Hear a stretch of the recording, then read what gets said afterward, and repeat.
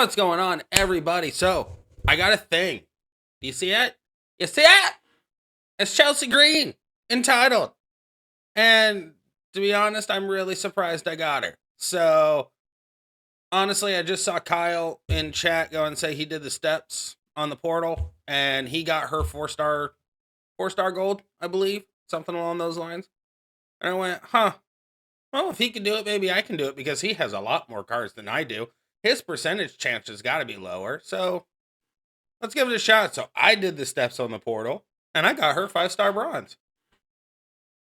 Fucking shocker nation right there. Either way, we're doing a video on her. My initial impression so far. So for all of you who aren't my faction and don't know my story with my roster, I got Cora 2 weeks ago. That made me happy because I wanted Cora.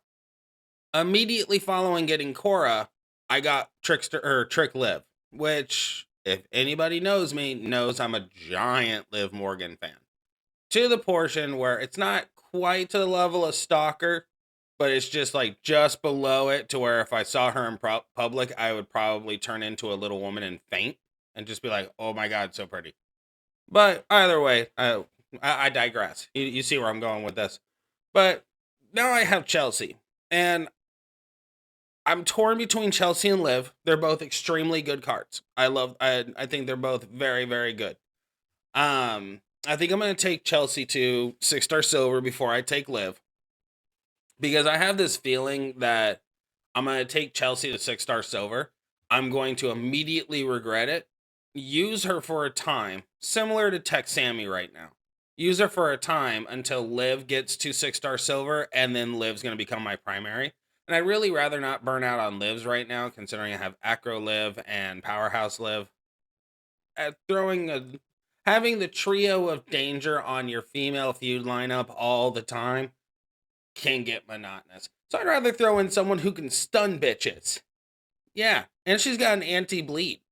As you can see, my unlocking phase bode very, very well for the plates. These were the first two unlocked, and this was the last one. I'm waiting to get to here because in this slot, I believe I have one already. I do. I have a 200% purple move. I think I have two. Yep, I have two. So this one's going to get removed from Becky. 1000%. Becky is permanently on the shelf now. Trickster Becky, at least, because all Becky requirements are taken over by the Acro. So she's permanently shelved unless she's specifically required. So I want to toss this onto Chelsea and just watch the damage just increase. So as of right now, we're sitting at only 40%, which is okay. It could be a lot better. So it will be a lot better. I have high fucking hopes for this. This bitch is crazy strong. All right. So the first moveset we're going to go with is we're going to go with the big boot. We're going to deal 173,000 damage and make 30 random gems into trap gems. Now, this is where the complexity comes in, but it's so much fun. If broken by your opponent, deal 57,000 damage and increase the damage of your opponent, or decrease the damage of your opponent's gems by 10%. Now, I know what you're thinking, because I thought the same thing, is 10% is shit. What I failed to connect the dots with is the fact that it's 10% per trap. So if they line break and there's 7 on there, that's 70%. And I don't know if you all know this, but the female roster doesn't exactly hit hard on kick out. There's only a few who really hit really hard. And to be honest, I don't see them being a threat with this at all either. Either way, I digress. We're moving on. However, these trap gems are broken by you. You're still going to do 57,000 damage, but you're going to increase your purple move damage by 15%. Again, same thing with the gems for the opponents. I looked at this and went, why? Because you see 15%, you immediately go for the percentage, and it fucks with your mind. So I looked at it and I went, oh, per trap. So we can increase this drastically. I've had one match in Showdown where I broke a shit ton of these because the pin bar was that close to pinning me. I broke a lot of them. Got this up to 10 mil. 5-star gold, 10 mil. Come on. Come on. Need I say more? Either way, I am going to say more and we're going to move on. Missile dropkick. Deal 158,000. Now I have to say this. All of these are because of my trainers. So you're doing 115,000 off the big boot. You're doing 105,000 off the missile dropkick. Initially, the base damage, you're doing 566,000 off the finisher. And then her bonus is dealing 743,000, but those are affected by trainers. So I just want to make this clear that the numbers I'm reading right now are because of the trainers I have on. So missile dropkick, we're deal 158,000 damage and choose 7 gems to make into purple gems. We're obviously not going to use all 7. That's silly. No, we're going to use all 7. Duh.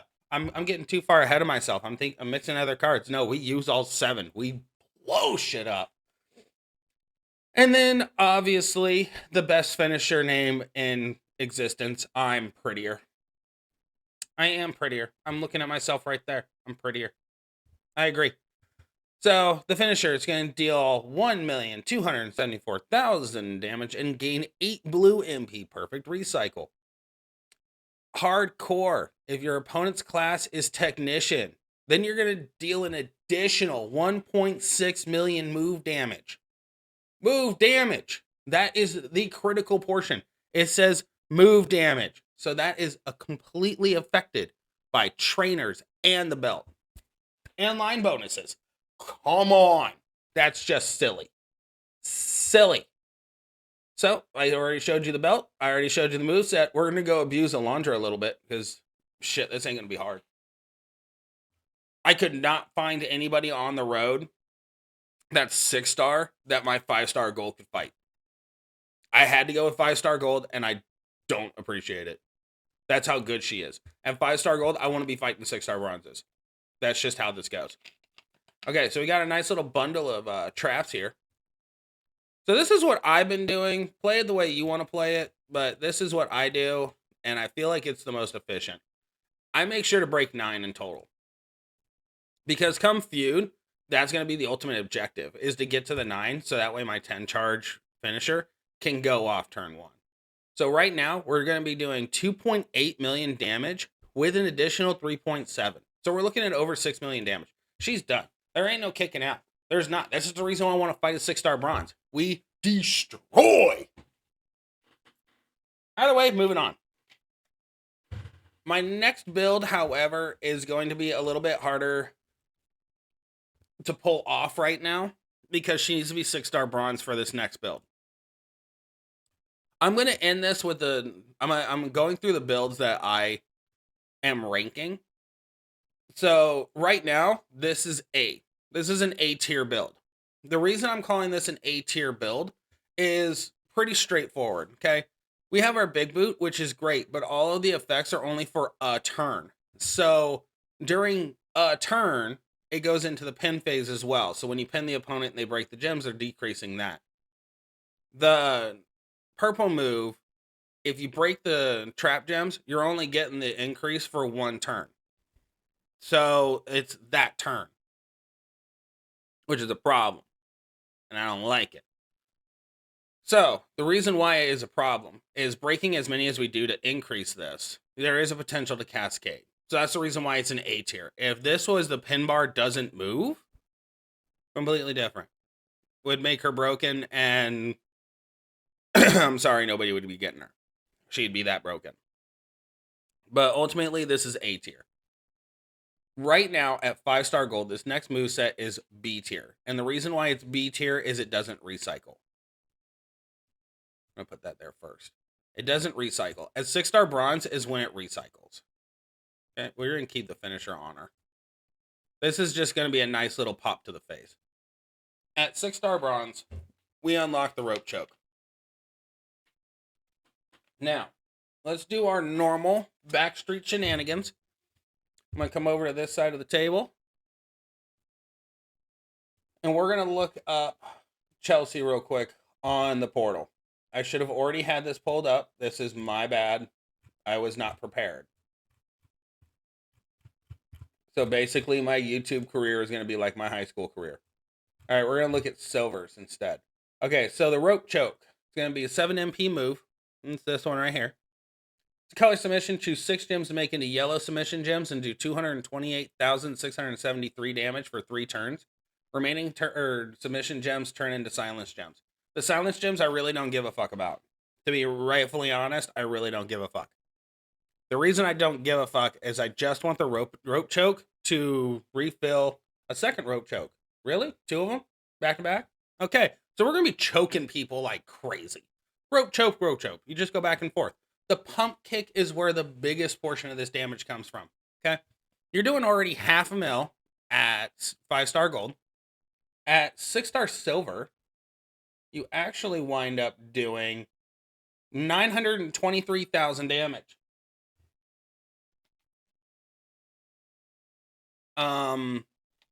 What? This is gonna be her A tier build at 6-star bronze, in my humble opinion. This is gonna be S tier. There's 2 variations of this. 2 variations or 2 movesets. Let me word this correctly because I'm not all there. There's 2 different movesets that are S tier, in my opinion. There's 1 A tier, 2 S tiers. Right now, this is B tier because we are 5-star gold. So it doesn't recycle very well. You have to be very strategic with your submission placements and pray that you can recycle something on your own. Okay? So with that in mind, we'll go forward because I lost where I was going. And if you're any fan of my channel whatsoever, you know that my train of thoughts fly off the rails. Not the right trainer. Where are you, Kofi? You bastard. Oh yeah, that's right. I didn't put Kofi on here. I tested this out in Showdown. That explains a lot. Whoopsie. Come on. I'm bypassing him left, right, and center. All right, go back to previous. So the reason why this is going to be S tier in my opinion is based off the line bonus. You can go and absolutely wreck shop.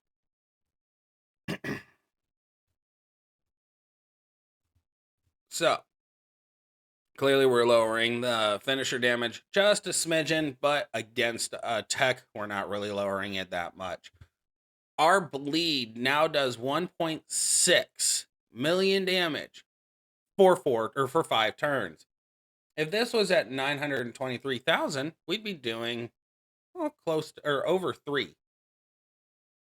9, 18, 27. Yep, we would be over 3. Yep. No, we would be just shy of 3. We'd be doing like 2.8, 2.9. Either way, that's 10 million damage in 5 turns. So, with all that being said, we are going to switch out. Where are you? Submission. We're going to be going with, where is his face? Logan Paul. Once Logan goes 6-star bronze, he's going to be, basically, he's going to add to the bullshit. Okay? Because you have 3 turns here for the submission, right? You have 3 turns on the other rope choke. So they're both 3 turns.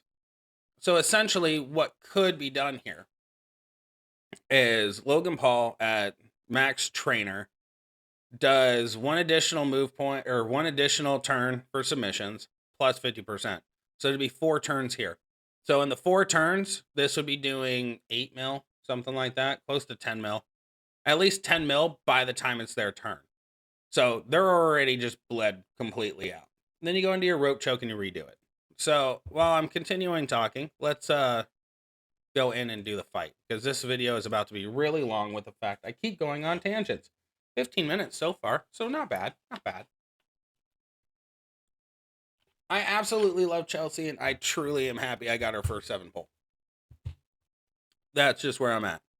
So, pump kick. We have some really nice cascades going on here. So we're going to go 1, 2, 3, 4, 5. Drop that one down there. See if we can get some stuff to fill up a little bit. If you want, you can put Hollywood or NWO Hogan on here. Just look at her. She's just done. I'm going to hit this again. If you can hit it twice, turn 2, everything's over and done with.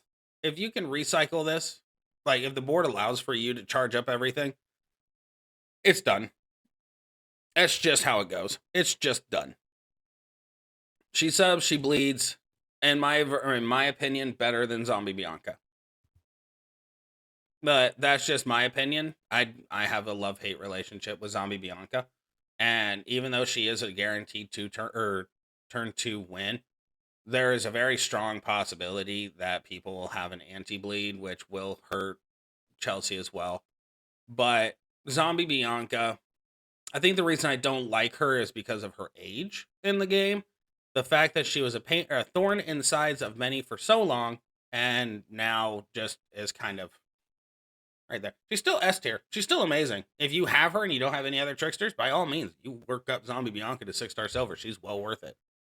But for me, no, not so much. So we saw the damage there. Now let's go to my absolute favorite build.